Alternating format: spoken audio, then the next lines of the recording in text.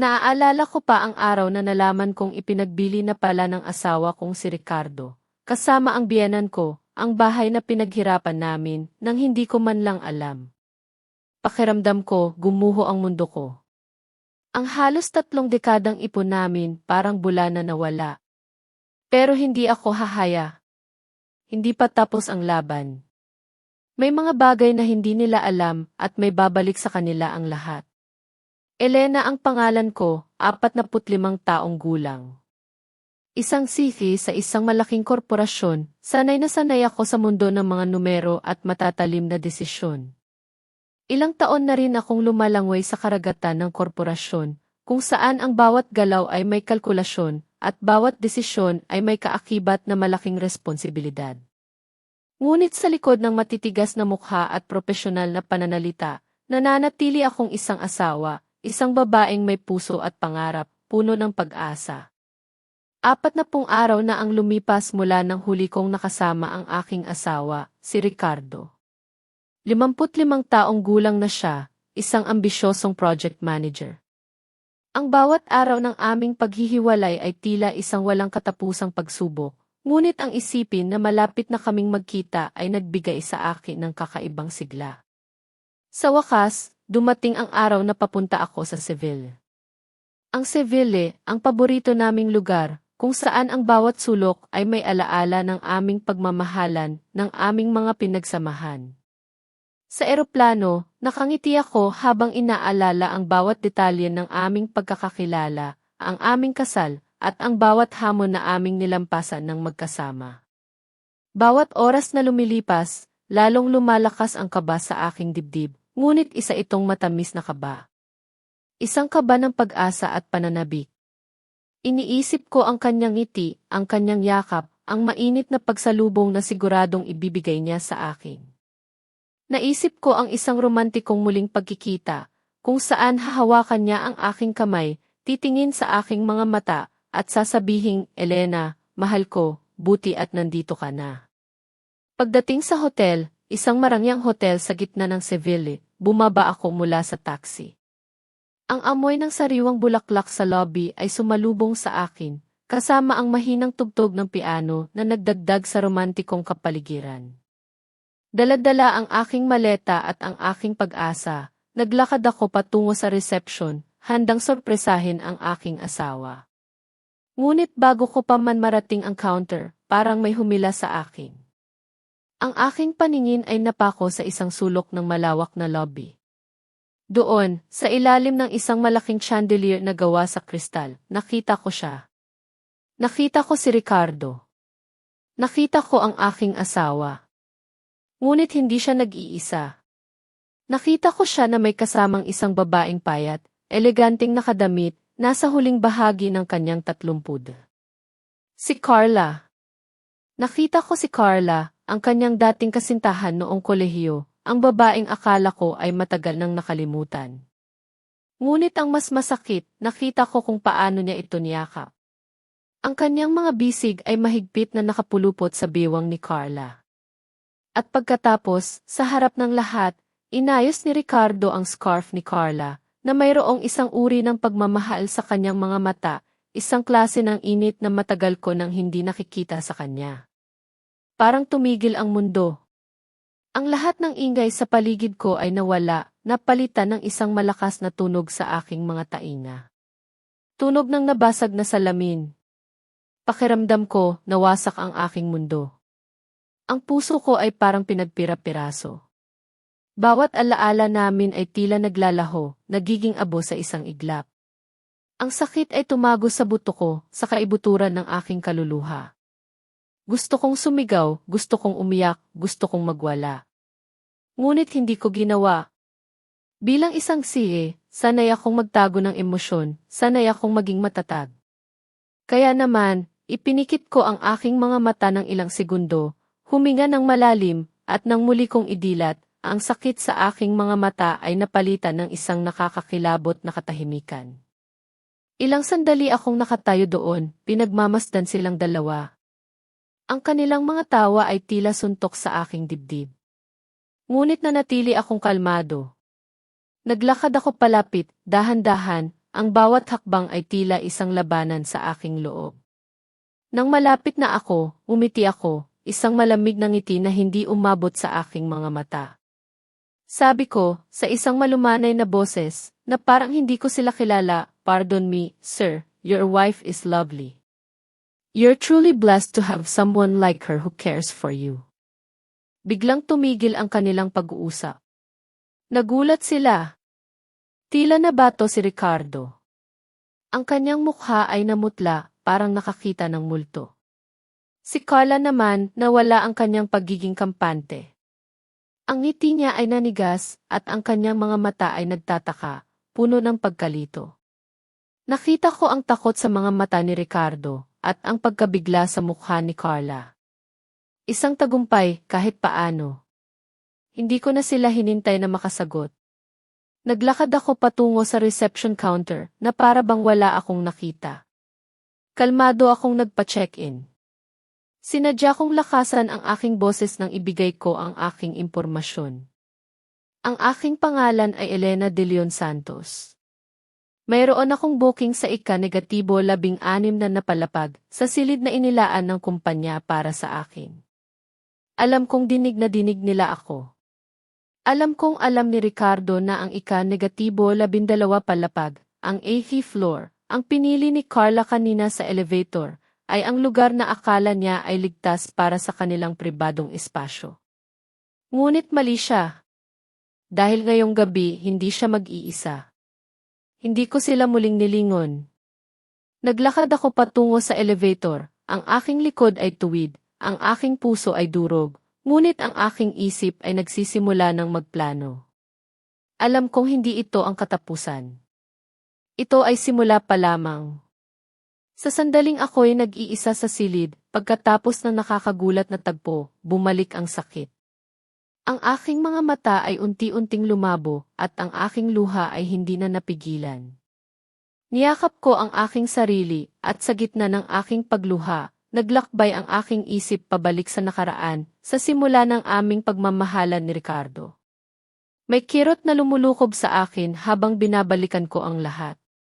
Ang pagtuklas na ito ay nagbigay ng bagong linaw sa mga rurok ng aming pagsasama, nagpakita ng mga basag na noon pa man ay naroroon na, ngunit pilit kong pinagtatakpan. Noon, si Ricardo ay hindi isang project manager. Ako ay hindi isang CA. Kami ay dalawang ordinaryong estudyante na nagmamahalan sa gitna ng kahirapan. Ang bawat piso ay may halaga at ang bawat pagkain ay isang biyaya. Naaalala ko pa ang mga panahong kakain kami sa karinderya, naghahati sa isang order ng adobo at kanin. Simpleng buhay, ngunit puno ng tawa at pangarap. Ang aming mga kamay ay laging magkahawak at ang aming mga mata ay laging nakatingin sa isa't isa, puno ng pagmamahalan. Ang pagmamahalan namin ay tila isang halaman na dahan-dahang lumalaki, matibay sa harap ng anumang unos. May isang beses, ipinagdiriwang namin ang aming anibersaryo. Gusto niyang sorpresahin ako, kaya dinala niya ako sa isang maliit na Japanese restaurant na nooy bago pa lang sa aming lugar. Ipinagmalaki niya ang mga sashimi sa akin na para bang iyon ang paborito niyang pagkain. Mumiti lang ako dahil alam kong hindi naman talaga siya mahilig sa hilaw na isda. Ngunit sa kanyang pagtatangka na pasayahin ako, umorder siya ng pinakamahal na sashimi set. Kinabukasan, nalaman kong nagkasakit siya sa tiyan. 8,000 para sa isang buwan ng kanyang ipon, ginastos niya para sa gabing iyon. Iyon ang Ricardo na kilala ko, handang magsakripisyo, handang gawin ang lahat para sa akin. Ngunit ang buhay ay puno ng pagbabago. Unti-unting umakyat ang hagdanan ng tagumpay si Ricardo. Mula sa isang junior manager, naging project director siya. Ang kanyang buwanang sweldo ay umabot mula ₱350,000 hanggang ₱600,000. Ang kanyang mga responsibilidad ay lumaki at ang kanyang mga biyahe ay dumalas. Ang mga gabi na magkasama kami ay unti-unting nawala. Napalitan ng mga tawag sa telepono na madalas ay maikli, puno ng pagod. "Elena, pagod ako. Marami akong trabaho. Pasensya na." Ang mga salitang iyon ang naging musika sa aming tahanan, paulit-ulit, walang humpay. Ako naman, nanatili sa bahay, naghihintay, nag-iisa. Ang aming bahay, na dating puno ng ingay at tawa, ay naging tahimik. Ang mga gabi ay naging mahaba, at ang mga unan ay naging saksi sa aking mga luha. Ang mga kaibigan ko, ang aking mga magulang, sina Mang Jose at Aling Linda, ay nagtatanong kung bakit ako laging mag-isa. Ngumiti lang ako, sinasabing abala lang si Ricardo sa trabaho. Ayokong mag-alala sila. Ang mga magulang ko ay simpleng tao na nagturo sa akin ng pagmamahal, pagtitiyaga, at pagmamalasakit sa pamilya. Iyon ang mga halaga na pinanghawakan ko. Ngunit may iba pang nag-ambag sa pagbabago ni Ricardo. Ang kanyang mga magulang, sina Mang Tonyo at Aling Nena, ay mga mayayaman at makapangyarihang tao. Hindi sila kaging madali para sa akin. Naisip ko na marahil, para sa kanila, hindi ako sapat para sa kanilang anak. Palagi nilang itinutulak si Ricardo na maging mas matagumpay, na umabot sa posisyon ng regional director na may buwanang sweldo na mahigit 1 milyon. Palagi nilang sinasabi na kailangan niya ng isang babaeng makakatulong sa kanya na makamit ang kanyang mga pangarap. At madalas, may mga pahiwatig sila tungkol sa pagkakaroon ng anak na wala pa kami. Ang kanilang mga salita ay tila nagtulak kay Ricardo palayo sa akin, palayo sa mga simpleng halaga na dating mahalaga sa amin. Mas lalo siyang naging abala, mas lalo siyang nahumaling sa trabaho, at mas lalo niyang nakalimutan ang kahalagahan ng pamilya. Ang pinakamasakit na bahagi ay noong nagkasakit ang aking ina, si Aling Linda. Nagka-high blood pressure siya, at kailangan ng agarang operasyon. 50,000 hanggang 100,000 ang gastusin sa ospital. Tinawagan ko si Ricardo, ngunit sinabi niya na abala siya sa isang mahalagang pulong. Nagpadala lang siya ng pera, walang katanungan, walang pag-aalala. Sa loob-loob ko, parang may kung anong nabasag. Kung ang ina ko ay naghihingalo, at hindi siya makakarating para lang makita ako, ano pa ang silbi ng lahat? Ang pera ay hindi makakabili ng presensya, hindi makakabili ng pagmamahal. Doon ko naramdaman ang tunay na kawalan ng koneksyon. Doon ko naramdaman na ako ay nag-iisa. Ngayon, habang pinagmamasdan ko ang mga pader ng silid na ito sa Seville, unti-unti kong naiintindihan ang lahat. Ang mga basag sa aming kasal ay hindi nagsimula kay Carla. Hindi rin nagsimula ito sa 40 araw na paghihiwalay namin. Ang mga rurok ay matagal nang naroroon, dahan-dahang lumalaki, lumalalim, hanggang sa kami ay maging 2 linyang paralel. 2 linyang paralel na kahit kailan ay hindi na magtatagpo. Ang sakit na nararamdaman ko ngayon ay hindi lang sakit ng pagtataksil, kundi sakit din ng pagka-realize na matagal na pala akong nag-iisa, sa isang kasal na matagal ng basag, ang umaga ay bumungad, ngunit kasama nito ang mabigat na tensyon. Bumaba si Ricardo para sa almusal. Ang kanyang mukha ay halatang pagod. May malalim na e-bags na bunga ng magdamag na pag-iisip o marahil ay pagkabalisa. Ang katahimikan sa pagitan namin ay mas mabigat pa sa mga plato sa mesa. Sinubukan niyang magpaliwanag, paulit-ulit ang mga salita, tila ba isang sirang plaka. Elena, si Carla, wala lang iyon. Kasamahan lang siya sa trabaho. Mahalaga lang ang proyekto sa Seville. Ang kanyang boses ay may bahid ng nerbiyos, isang pahiwatig na alam kong mas malalim ang kanyang tinatago. Pinakinggan ko lang siya, ang aking mukha ay kalmado, ngunit sa loob-loob ko, ang tiisgin ay dahan-dahang umiinit, at ang iinghidin ay bumubulid. Sa isang pagkakataon, habang naglalagay ako ng kape sa aking tasa, tumingin ako sa kanya at nagbigay ng isang bahagyang ngiti. Isang na efisi na hindi umabot sa aking mga mata. Alam mo, Ricardo, panimula ko, ang boses ay mahinahon, maganda pala talaga si Carla. At napakamaalalahanin pa, ano? Nagulat siya. Bahagya siyang umubo, nag-iwas ng tingin. Ah, Elena, sabi niya, pilit nang umiti, trabaho lang talaga. Umiti ako ulit, mas malalim ang pagkakakita.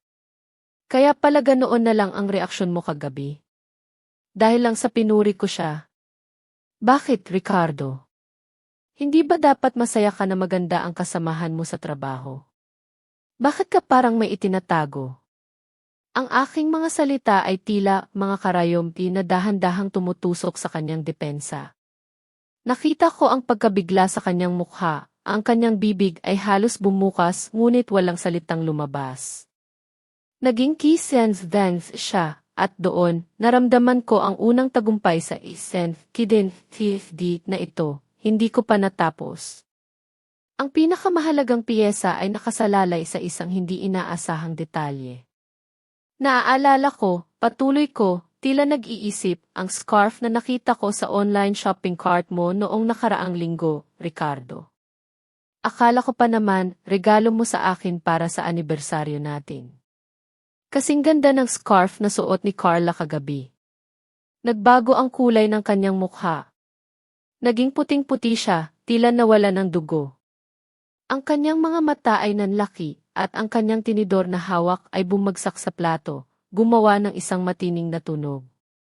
Wala kang alam, Elena, bulong niya, halos hindi marinig. Hindi totoo iyan. Ngunit ang kanyang katawan, ang kanyang reaksyon, ay nagsasalita ng higit pa sa kanyang mga salita. Namatay sa kinatatayuan siya, hindi makakibo, ang TAA ay nababasa sa bawat hibla ng kanyang pagkatao. Matapos ang almusal, habang nag-iisip ako kung paano ko sisimulan ang susunod kong hakbang, tumunog ang aking telepono. Isang hindi kilalang numero. Nang sagutin ko, boses ni Carla ang narinig ko. Nag-aya siya ng kape. Elena, gusto kong magpaliwanag. Mahalaga ito, sabi niya, ang kanyang tinig ay may pilit na tamis. Pumayag ako sa isang cafe na nasa tapat lang ng hotel. Alam ko na ito ang simula ng tea dance na palabas. Pagdating ko sa cafe, tahimik akong umupo sa isang sulok, nag-order ng tsaa. Nang makita ko si Carla, ang aking KEVTE ay nanatiling matatag. Nakita ko ang pagtataka sa kanyang mga mata, tila hindi niya inaasahan ang aking pagiging kalmado. Si Carla, na nooy puno ng kumpiyansa, ay ngayon ay tila may bahid ng nerbiyos. Salamat sa pagpapaunlak, Elena, panimula niya, pilit na ngumiti. Alam kong may gusto kang marinig. Si Ricardo siya ang unang pag-ibig sa kolehiyo ko. Ang kanyang mga mata ay lumambot, tila nagbabalik tanaw sa nakaraan. Pero matagal na iyon. Ngayon, trabaho na lang talaga. Kailangan lang namin ang isa't isa para sa proyekto sa Seville. Sinubukan niyang magmanipula, ang totoo, mukhang hirap na hirap si Ricardo sa trabaho. Hindi niya kailanman nabanggit ang tungkol sa iyo, o sa anumang personal na bagay. Nakikita ko ang bigat sa kanya, ang presyon. Ipinahiwatig niya na ako ang may kasalanan sa pressure na nararamdaman ni Ricardo. Kalmado akong uminom ng aking tsaa. Ang aking tinitize ay saitideton iltise. Tumingin ako sa kanya, ang aking mga mata ay walang emosyon. Salamat sa paglalahad ng lahat ng ito, mahinahon kong sabi, ang aking boses ay may EFB na hindi niya inaasahan. Ang totoo, masyado akong naging pabaya. Nakita ko ang isang bakas ng ngiti sa kanyang labi, tila nagtagumpay siya. Ngunit mabilis ko itong pinutol. Pabaya sa pagmamasid sa mga tao sa paligid ko. Kung kaya mong gumawa ng ganito sa likod ko, sino pa kaya ang ibang kayang gumawa ng mas malala pa? Ang kanyang ngiti ay biglang nawala. Nagtaka siya sa aking mabilis na pagbabago ng tono. Pagkatapos, tumingin ako sa kanyang mga mata, ang aking tinig ay mas matatag, puno ng kikwit at tikimsot. Carla, ang nakaraan ay nakaraan na, sabi ko, pero sa kasalukuyan, ako ang legal niyang asawa. Dapat mong tandaan kung saan ang lugar mo. Ang aking mga salita ay tila, balaraw na tumama sa kanyang puso. Ang kanyang mukha ay naging blanko at pagkatapos ay titsi. Ang kanyang mga kamay ay bahagyang nanginginig. Kailangan ko nang umalis, Elena, sabi niya, pilit na tumayo. Medyo masama ang pakiramdam ko. Mabilis siyang umalis, iniwan ako sa cave, mag-isa. Ang kanyang ipagkabalisa at ipagkalito ay malinaw, matapos ang aming pag-uusap, hindi ko inaksaya ang oras. Ang aking TC2 Stinran ay nag-alab. Bilang isang CA, mayroon akong access sa maraming impormasyon. Sa gitna ng lahat ng panlolokong ito, nagkaroon ako ng bagong realization. Kung kaya akong lokohin ni Ricardo sa aming kasal, may posibilidad din na hindi siya tapat sa kanyang trabaho. Ito ang tikay-likad, ti-ti-ti-den vimain. Paggamit ng aking posisyon at kaalaman, sinimulan kong suriin ng masusing ang mga ulat sa pananalapi ng proyekto nila sa Seville. Hinanap ko ang anumang irregularidad, anumang anumang hindi pangkaraniwang transaksyon na maaaring magbigay sa akin ng ebidensya. Hinanap ko ang anumang bakas ng key financial misconduct o ethical lapses na maaaring konektado sa mga desisyon ni Ricardo, lalo na kung mayroon itong kinalaman kay Carla o sa kumpanya nito. Ang dilihim na paghahanap na ito ay hindi bunga ng galit, kundi ng estratehiya, isang maingat na pagpaplano upang protektahan ang aking sarili at makamit ang katarungan. Ang so na pag-iisip ko ay nasa ruro, handa na sa ipaglalahad ng katotohanan. Kung ikaw man ay nasa ganitong sitwasyon, paano mo kaya haharapin ang ganitong pagtataksil? Ibahagi ang iyong saloobin sa comment section sa ibaba. At huwag kalimutang i-like at i-subscribe ang channel para sa mga susunod pang kaganapan. Sinubukan ni Ricardo na magsimula muli, isang pagtatangka na tila pilit at hindi buo. Isang gabi, inanyayahan niya ako sa isang marangyang hapunan, sa isang magandang restaurant na punong-puno ng kislap ng kandelabra at malumanay na tugtog ng piano. Ang hangin ay tila puno ng isang kipeking romansa, isang kiilusyon ng kapayapaan na, sa loob ko, ay naramdaman kong malayo sa katotohanan. Umupo ako, pinagmamasdan ang bawat galaw niya, ang malalim na pagkadismaya, ay nagsisimula ng bumalot sa akin. Nagsimula si Ricardo sa pag-order ng pagkain, puno ng kumpiyansa, tila ba'y alam niya ang lahat. Ang paborito mo dati, sabi niya, sabay order ng lechon, may balat na malutong at mayaman sa taba, kasama ang iba pang mga pagkaing puno ng mantika. Ngunit sa bawat salita niya, lalo akong nakaramdam ng kirot. Wala siyang kamalay-malay na sa loob ng maraming buwan, ako ay may talamak na gastritis, at ang anumang pagkain na ganoon ay makapagdudulot sa akin ng matinding sakit. Ang pagkabingi niya sa aking kalagayan ay isang matalim na paalala kung gaano na kami kalayo sa isa't isa, kung gaano niya ako hindi na naiintindihan. Ang dating Ricardo na alam ang bawat hiling ko ay nawala na, napalitan ng isang estranghero. Habang naghihintay kami sa pagkain, ang katahimikan sa pagitan namin ay bumigat. Hindi ko na natiis. Tumingin ako sa kanya, ang aking mga mata ay direktang nakatitig sa kanya, puno ng mga katanungan na matagal ko nang kinikimkim. Ricardo, mahal mo pa ba ako? Direktang tanong ko, ang boses ay mahina ngunit matatag, puno ng kalungkutan. Nagulat siya sa aking tanong, tila hindi niya inaasahan. Bumuntong hininga siya, at sa halip na sagutin ako ng tuwiran, ibinaling niya ang tingin sa labas ng bintana. Noon, nagpatuloy ako, ang aking mga salita ay tila mga tinik na dahan-dahang bumaon sa aming pagitan. Naaalala mo ba kung gaano kakaingat sa bawat detalye ng proyekto ni Carla? Patuloy ko, ang scarf na ibinigay mo sa kanya para sa kanyang kaarawan, ang bawat hiling niya, hindi mo nakakalimutan. Pero ang sakit ko, ang gastritis ko, ang gastusin sa ospital ni nanay, alam mo ba ang lahat ng iyon? O mas pinipili mong kalimutan? Ang puti ay unti-unting lumabas sa aking tinig, isang matalim na paghaharap. Naging tahimik si Ricardo. Hindi siya makasagot. Ang kanyang mukha ay nagpakita ng pagkalito ng pagkahiya. Pagkatapos ng mahabang katahimikan, nagsalita siya. Ang kanyang tinig ay mahina, halos bulong. Elena, aminado ako na minsan ay nahihirapan ako, at nakahanap ako ng kaparehong damdamin kay Carla tungkol sa trabaho, tungkol sa mga pagsubok na hindi mo maunawaan. Ngunit mabilis siyang nagdagdag, wala akong ginawang masama. Hindi ko siya hinawakan. Walang pisikal na panloloko. Sa loob ko, ang kanyang pagtanggi ay hindi nagbigay ng ginhawa. Alam ko, ang emosyonal na panloloko ay kasing sakit o mas masakit pa kaysa sa pisikal. Ang pagwawalang bahalat niya sa akin ay mas matindi kaysa sa anumang pisikal na pagtataksil. Para sa akin, ang kanyang mga salita ay lalo pang nagpatunay sa kanyang pikawalan ng pag-unawa, sa kanyang pagiging manhid. Nang makabalik kami sa aming hotel room, ang tensyon sa pagitan namin ay sumabog. Ang pagsabog ng damdamin ay hindi na napigilan. Sinubukan niya akong yakapin, isang pilit na pagtatangka upang ayusin ang lahat. Ngunit sa pagkakataong iyon, isang hindi sinasadyang pag-atras ang naganap. Otomatiko akong lumayo, umatras ng isang hakbang.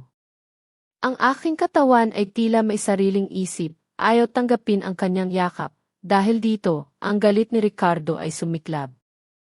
Ang kanyang mukha ay namula, ang kanyang mga mata ay nagpakita ng matinding pagkabigo. Anong gusto mo pa, Elena? Sigaw niya, ang boses ay puno ng galit. Inamin ko na ang aking pagkakamali. Sinusubukan kong magbago. Ginagawa ko ang lahat para bumawi sa iyo. Para sa kanya, ginagawa na niya ang lahat.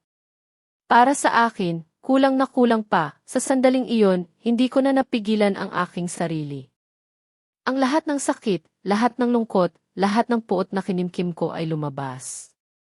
Paano ako magpapanggap na walang nangyari? Ganoon ang pagsigaw ko, ang boses ay halos pumiyok sa tindi ng aking emosyon. Akala mo ba sa pag-uwi mo ng maaga, pagluluto at pagbibigay sa akin ng bulaklak ay gagaling ang aking mga sugat? Sa tindi ng galit, kinuha ko ang baso ng gatas na nasa mesa at ibinato ito. Nagkalat ang gatas at basag na baso sa sahig, kasabay ng pagkalat ng aking mga luha, ng aking pagkapagod. Walang sinabi si Ricardo. Tinalikuran niya ako at malakas na isinara ang pinto, iniwan akong mag-isa sa malamig at malaking silid. Ang tunog ng pagsara ng pinto ay tila isang hudyat, isang pagtatapos. Doon, sa gitna ng aking matinding pagdurusa at kawalan ng pag-asa, nagsimulang umikot sa aking isipan ang mga salitang diborsyo o pagpapawalang bisa ng kasal. Hindi na ito isang pagbabanta, kundi isang tunay na daan palabas, isang paraan upang makalaya sa sakit na ito. Ang pagiging desidido sa loob ay nagsimulang mag-ugat, kahit pa may kaunting panghihinayang para sa nakaraan. Ang gabi ay tila isang walang katapusang bangungot. Hindi ako nakatulog. Ang bawat salita, bawat aksyon, bawat alaala ay bumalik sa aking isip.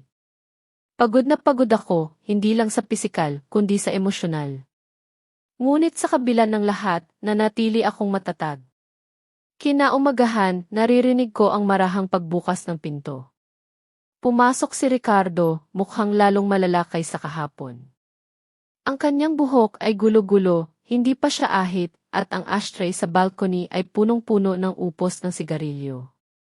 Dala-dala niya ang isang bag ng churros, na para bang ito ang makapagpapabago ng lahat. Isang paboritong merienda ng mga Pinoy, ngunit isa pang bagay na alam kong hindi na masyadong nakakain ng Elena ngayon. Elena, bulong niya, ang kanyang boses ay pagod. Pasensya na. Alam kong nagkamali ako. Naliligaw ako ng landas. Hindi ko alam kung paano ko ibabalik ang iyong tiwala. Umupo siya sa gilid ng kama, ang kanyang mga mata ay puno ng pagsisisi. Pinagmasdan ko siya. Ang kanyang pagiging tapat sa sandaling iyon ay tila totoo, ngunit ang aking puso ay puno ng pag-aalinlangan. Masyado ng maraming sakit. Elena, patuloy niya, kung handa ka pa, may gusto akong imungkahi. Maaari ba tayong pumunta kay Reyes? Isang psychiatrist. Para sa couples therapy. Baka matulungan tayo niya na ayusin ang problema natin. Nagulat ako. Si Ricardo, ang tradisyonal na lalaki na hindi naniniwala sa mga psychiatrist, ay nagmumungkahi ng therapy. Isang pambihirang bagay. Maaaring totoo ang kanyang pagsisisi, o maaari rin itong isa lamang sa kanyang mga taktika. Ngunit sa sandaling iyon, nakita ko ito bilang isang pagkakataon. Isang pagkakataon para sa kalinawan, para sa paglilinaw ng aming sitwasyon. Huminga ako ng malalim. Sige, Ricardo, sabi ko. Gawin natin yan. Ngunit hindi ko alam kung makakatulong pa yan. Sa loob-loob ko, nagplano ako. Ang pagpunta sa therapy ay hindi lamang para sa pag-aayos ng aming kasal, kundi para sa akin. Kailangan kong maunawaan ang kanyang mga motibo, ang kanyang damdamin. Kailangan kong kumpirmahin ang aking sariling damdamin. At higit sa lahat, kailangan kong palakasin ang aking posisyon para sa anumang magiging desisyon sa hinaharap, kinabukasan, habang nasa trabaho, tahimik akong tumawag sa aking abogado. Nag-set up ako ng isang pribadong pagpupulong. Kailangan kong malaman ang aking mga karapatan, ang mga legal na implikasyon ng diborsyo o pagpapawalang bisa ng kasal. Ang mga pinansyal na aspeto, ang mga gastusin ng abogado, na maaaring umabot mula ₱200,000 hanggang ₱500,000. Kailangan kong maging handa. Ito ang aking matalinong paghihiganti, ang aking diskarte bilang isang sihi. Dumating ang araw ng aming unang session kay Reyes. Nakaupo kami ni Ricardo sa harap niya, ang aming pag-uusap ay puno ng tensyon. Sinimulan kong ikwento ang aming pagmamahalan, mula sa simula hanggang sa mga basag, hanggang sa nakakagulat na pagtuklas sa Seville. Nakinig si kay Reyes ng mabuti, ang kanyang mukha ay seryoso. Hindi nagsimula ang problema ninyo kay Carla, o sa 40 araw na paghihiwalay ninyo, sabi ni Reyes, pagkatapos kong magsalita. Ito ay ang patong-patong na kawalan ng komunikasyon at emosyonal na koneksyon na tumagal ng maraming taon. Ang paghihiwalay ninyo sa emosyonal na antas ang nagtulak kay Ricardo na humanap ng ibang tao, hindi man intensyon ang pagtataksil, kundi upang punan ang kakulangan na nararamdaman niya. Ang mga salita ni Reyes ay tila nagbigay ng bagong perspektibo. Hindi lang ito tungkol sa isang tao, kundi tungkol sa buong relasyon. Sa sandaling iyon, alam kong tama ang aking desisyon na sundin ang therapy. Hindi lang ito para sa kanya, hindi lang ito para sa amin. Ito ay para sa akin, para sa aking kalinawan, at para sa aking kinabukasan. Nagsimula ang lahat sa isang pagbabagong unti-unti, isang pagbabagong pinilit na sundin, ngunit hindi pa buo sa puso. Sinubukan ni Ricardo na sundin ang bawat payo ni Dr. Reyes, ngunit para kay Elena, bawat galaw niya ay tila nakaplano, may direksyon, at hindi pa lumalabas ng kusa. Pinagmamasdan niya lang ang lahat, isang masusing pagmamasid ang kanyang ginawa, hindi nagpapakita ng anumang senyales ng paglambot. Manatili siyang may pagdududa, ang kanyang puso ay nanatiling nagtatanong. Sinimulan nila ang kanilang itakdang aralin, 15 minutong pag-uusap tuwing gabi bago matulog. Sa simula, may awkwardness o pagkailang, may katahimikan na bumabalot sa kanila, puno ng pag-aatubili. Mga tanong lang tungkol sa trabaho ang kanilang pinag-uusapan, parang mga kasamahan sa opisina na nagbibilangan lang ng responsibilidad, hindi mag-asawa na may pinagsamahan. Ang kanilang mga tinig ay pinipigilan, hindi malayang lumalabas. Dahan-dahan, unti-unti, naging mas natural ang kanilang pag-uusap, bahagya lang. May mga gabi na nagkukwento si Ricardo tungkol sa kanyang araw, at si Elena, nakikinig. Ngunit sa loob-loob niya, pakiramdam niya, lahat ay parang pinaplano ni lamang. Walang biglaang lambing, walang malalim na koneksyon na kanyang hinahanap. Para silang mga aktor na sumusunod lang sa script ng buhay, umaasa na balang araw, ang kanilang papel ay magiging totoo. Isang araw, inanyayahan ni Ricardo si Elena sa isang Japanese restaurant, sa lugar na kanilang pinuntahan 6 na taon na ang nakalipas. Magkasama nilang in-order ang salmon sashimi at iba pang mga paborito nilang pagkain noon. Sinubukan niyang buhayin ang mga alaala ng nakaraan, ang mga unang taon ng kanilang pagmamahalan, ang mga pangako sa ilalim ng buwan. Nakinig si Elena, ngumiti, ngunit nanatili ang isang pader sa pagitan nila, isang invisible wall o hindi nakikitang pader. Ang pader na ito ay tanging siya lang ang nakakaramdam, isang pader na hindi masira ng matatamis na salita o nagbalik na alaala. Sa gitna ng pagsubok na ito, dumating ang isang matinding dagok sa trabaho ni Ricardo. Ang malaking proyekto niya sa Seville, na kanyang pinaglaanan ng maraming oras at pagod, ay biglang nagkaroon ng seryosong problema. Ang kasosyo, walang babala, ay biglang binago ang mga hinihingi. Dahil dito, napagalitan siya ng kanyang boss sa harap ng buong departamento, isang kahihiyan na hinding-hindi niya malilimutan. Nakita ni Elena ang bigat ng insidente sa mukha ni Ricardo, kahit hindi niya direkta itong nasaksihan. Nakaharap si Ricardo sa matinding panganib, ang mawala ang kanyang pangarap na promosyon bilang area director, isang posisyon na may buwanang sweldo na lampas sa 1,000,000 piso. Hindi lang ito para sa kanya, kundi pati na rin sa matinding pag-asa at pagmamalaki ng kanyang mga magulang, sina Mang Tonyo at Aling Nena. Ang posisyon na ito ang tanging paraan para maibalik ang kanilang tiwala at maipakita ang kanyang halaga. Isang gabi, umuwi si Ricardo, ang mukha ay kunot, puno ng galit at pagod. Late na siya umuwi at ang katahimikan ng bahay ay tila mas lalong nagpapabigat sa kanyang kalooban. Naalala ni Elena ang payo ni Dr. Reyes, ang maging mas pasensyosa. Lumapit siya, dahan-dahang nagtanong kung anong nangyari. Sa simula, nanatiling tahimik si Ricardo, inubos ang kanyang beer, tila ba nag-iisip ng malalim. Ngunit sa muling pagtatanong ni Elena, nagbukas siya. Lumabas ang lahat ng kanyang pagkadismaya, ang takot na mawala ang lahat ng pinaghirapan niya. Inamin niya, sa nalilitong tinig, na gusto niyang makuha ang promosyon upang ibigyan ka ng mas komportabling buhay, para makabawi sa aking mga pagkakamali. Sa sandaling iyon, hindi siya agad niyakap ni Elena, hindi rin niya agad pinatawad. Sa halip, nakinig siya ng may pag-unawa, ngunit nanatili ang kanyang pagiging praktikal.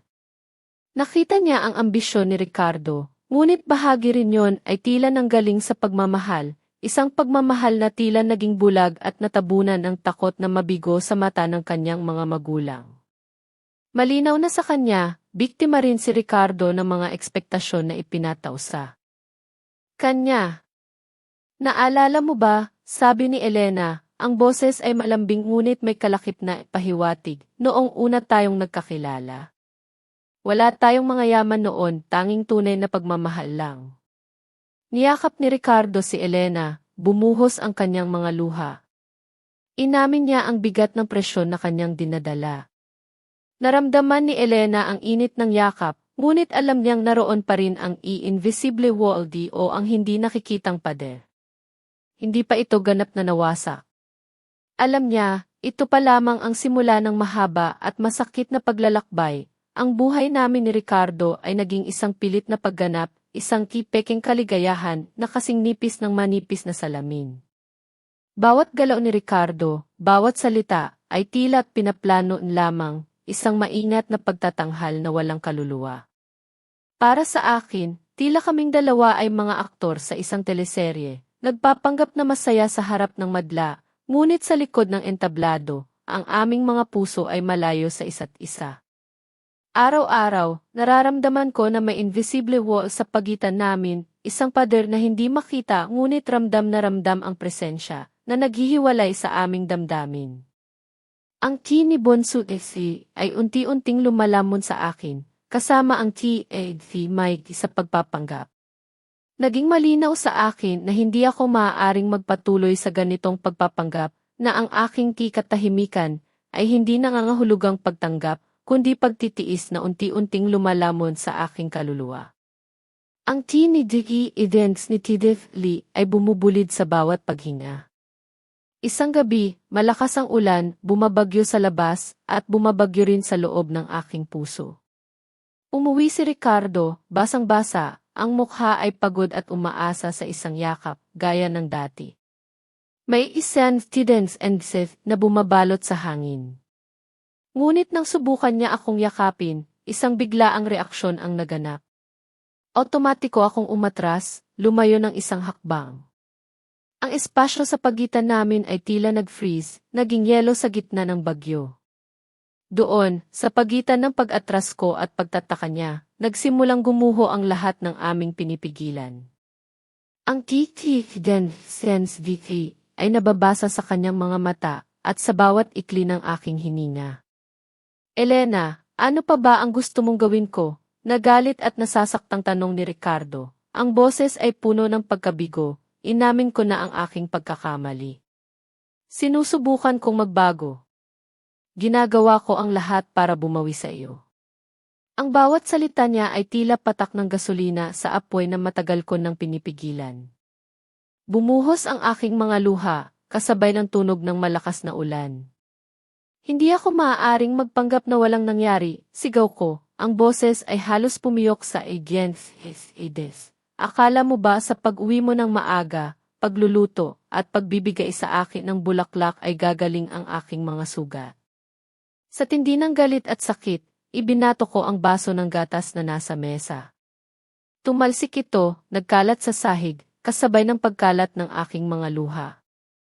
Ang ingay ng basag na baso ay tila ang tunog ng aming relasyon na unti-unting nagkakalaso.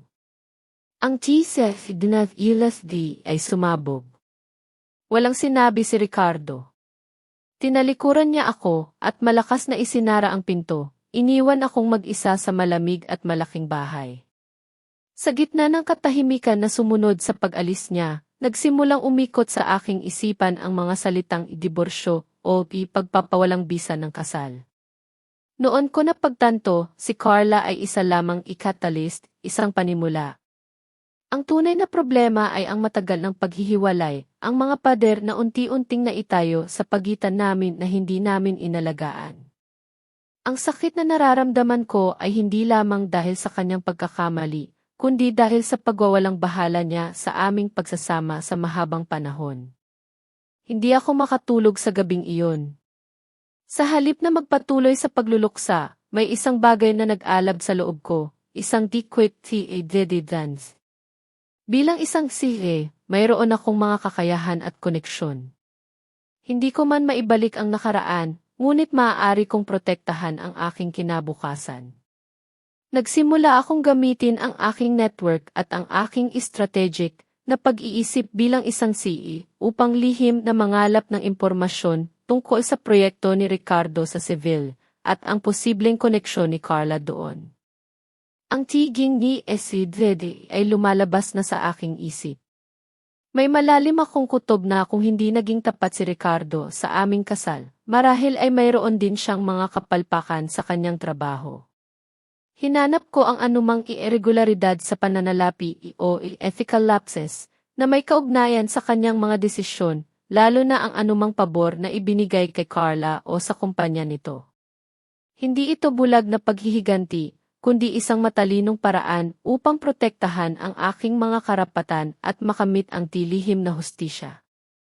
Kailangan kong malaman ang buong katotohanan, hindi lamang para sa aking sarili, kundi para na rin sa aking kapayapaan ng loob.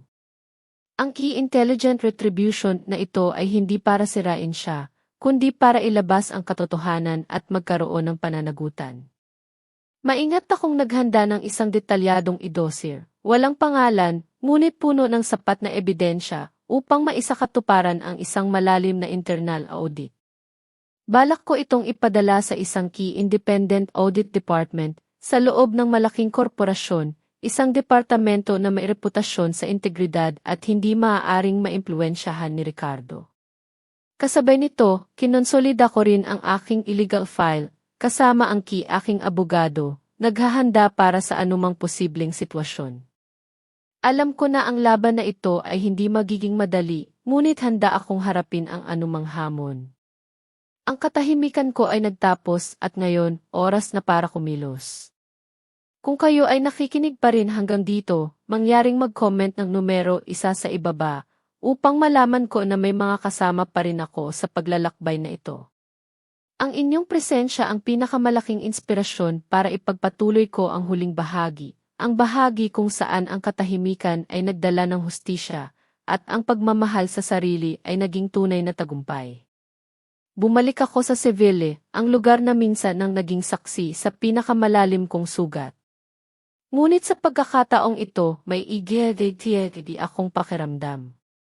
Humakbang ako papasok sa parehong hotel, dumaan sa mismong lobby kung saan ko natuklasan ang lahat ng panluloko. Ngunit ngayon, walang sakit, walang galit, tanging kapayapaan at lakas ng loob di ang aking nararamdaman.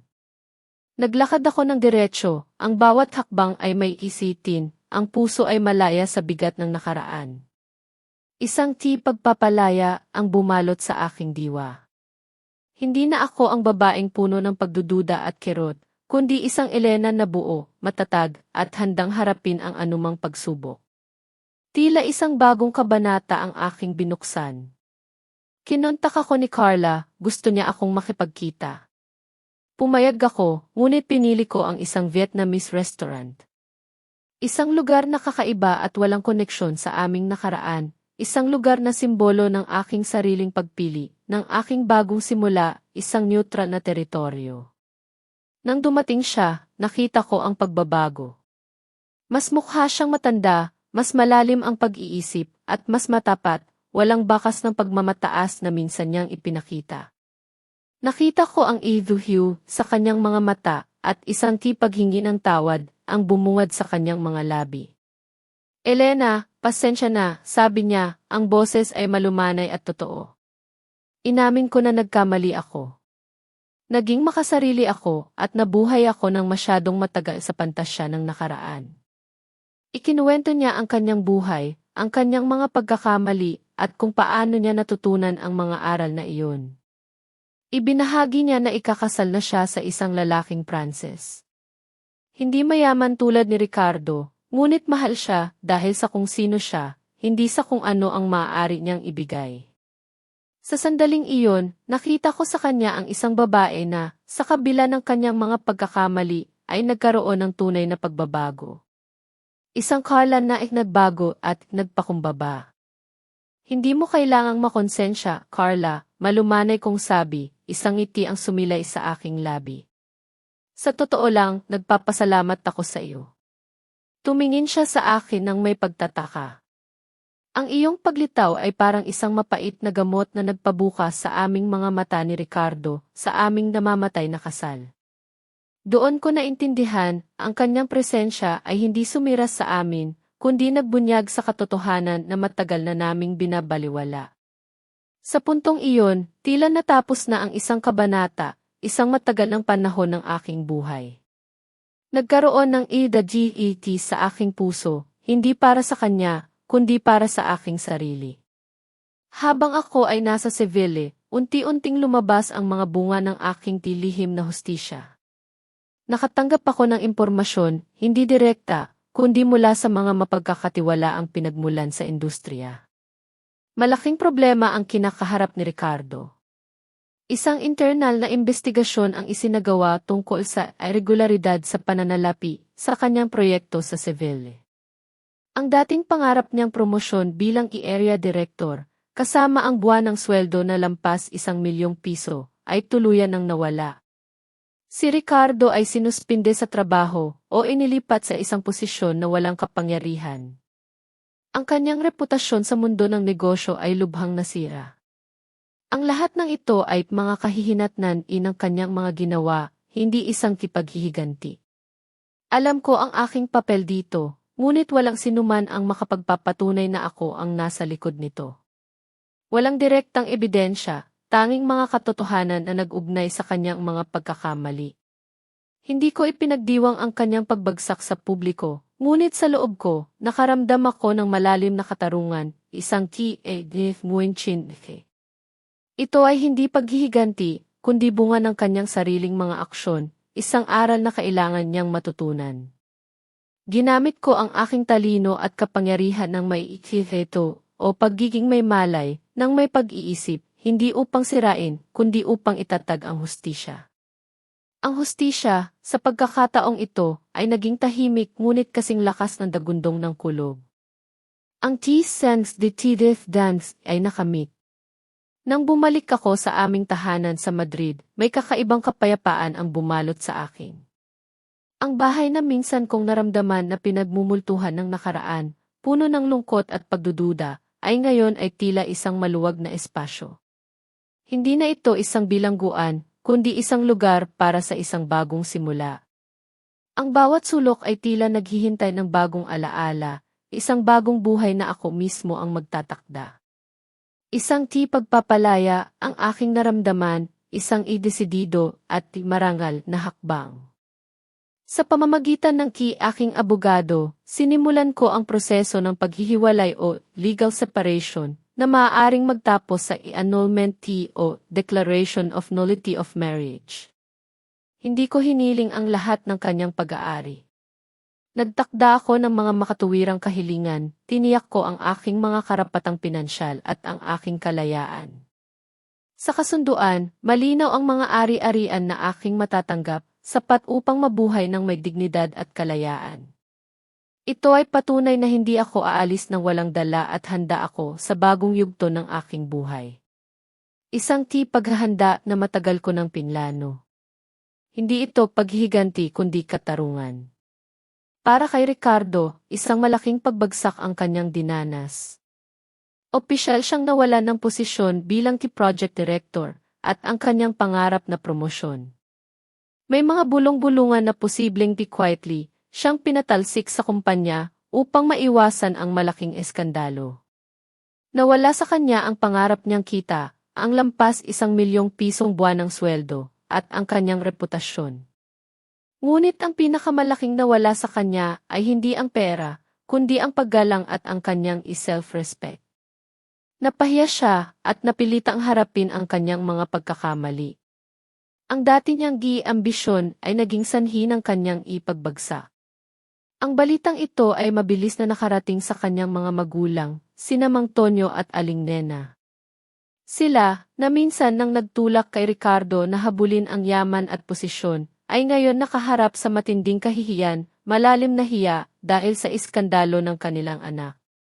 Noon nila napagtanto ang limitasyon ng bulag na sakripisyo, at ang kahihinatnan ng pagkontrol sa mga anak sa ngalan ng pagmamahal.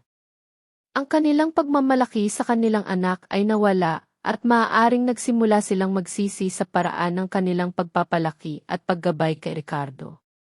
Minsan, ang pagmamahal na lumalampas sa hangganan ay nagiging bilanggo at ang pinakamahalaga ay hindi ang pangarap ng magulang, kundi ang kapakanan ng anak. Isang pagkakataon para mag-isip sila ng malalim, isang suway sudso. Para naman kay Ricardo, na tinanggalan ng kanyang yaman at posisyon, napilitan siyang harapin ang kanyang pagiging makasarili. Noon niya natutunan ang halaga ng pasasalamat, responsibilidad, at kung paano masisira ng pagkamakasarili ang pinakamagagandang bagay. Natutunan niya na walang sinuman ang may karapatang ituring na karaniwan lamang ang pagmamahal ng mga magulang at maging ang pagmamahal ng kanyang asawa. Ang kanyang pagbagsak ay naging isang aral, isang mapait na paalala na ang tunay na halaga ng isang tao ay hindi nakikita sa kanyang yaman o posisyon, kundi sa kanyang pagkatao, sa kanyang moralidad. Ito ang ibungati ng kanyang mga ginawa, ang katarungan na hindi niya inaasahan. Samantala, sinimulan ko ang aking bagong buhay, malaya at puno ng pag-asa. Nag-focus ako sa aking karera, sa pagpapaunlad ng aking sarili, at sa paghahanap ng tunay na kaligayahan. Wala na ang bigat ng isang hindi maligayang pagsasama.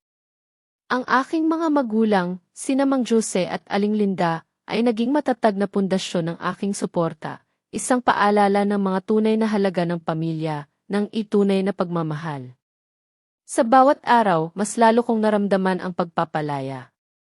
Ang nakaraan ay naiwan na, at ang kinabukasan ay bukas, naghihintay ng bagong kwento na ako mismo ang susulat, na puno ng pag-asa sa hinaharap.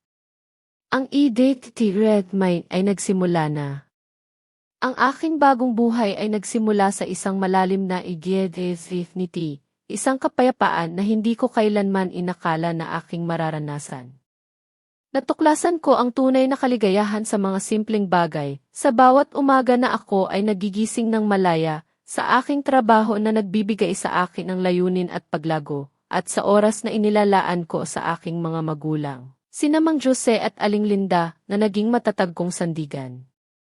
Wala na ang bigat ng pagiging bigo, wala na ang pakiramdam na ako ay nakakulong sa isang hindi maligayang pagsasama. Malaya akong maglakbay, matuto ng mga bagong bagay na matagal ko nang pinangarap, at lumahok sa mga gawaing pangkomunidad na nagpapayaman sa aking kaluluwa. Ang aking pagkatao ay hindi na tinutukoy ng aking dating marital status o ng mga pagkilos ni Ricardo. Ako na mismo ang nagbibigay ng definisyon sa aking sarili, puno ng TV, tusu efi, at TSV dance. Sa bawat araw, binalikan ko ang aking paglalakbay, pinagnilayan ang ang linya sa pagitan ng katarungan at paghihiganti. Naintindihan ko na ang aking mga aksyon ay hindi upang sirain ang isang tao, kundi upang muling itatag ang pagiging patas at upang panagutin ang bawat isa sa kanilang mga pagkakamali. Pinili ko ang Kim Dance AVTDNF nang may matalinong pag-iisip sa halip na ko. Ang tunay na lakas ay hindi nakikita sa paggawa ng pinsala, kundi sa pagpili ng landas na nagdudulot ng katarungan ng walang pagyurak sa dangal. Ito ang TSG thought na matagal ko nang hinahanap. Ang mensahe ng kabutihan ay malinaw sa akin. Ang kabutihan ay maihalaga lamang kapag ito ay pinahalagahan. At kung minsan, ang matalinong pagganti ay isang paraan ng paggising ng moralidad. Apagtanto ko na ang patuloy na pagpapatawad ng walang pagbabago ay isang anyo ng pagwasak sa sarili. May limitasyon ang pagbibigay at may oras na kailangan mong unahin ang iyong kapakanan upang protektahan ang iyong sarili.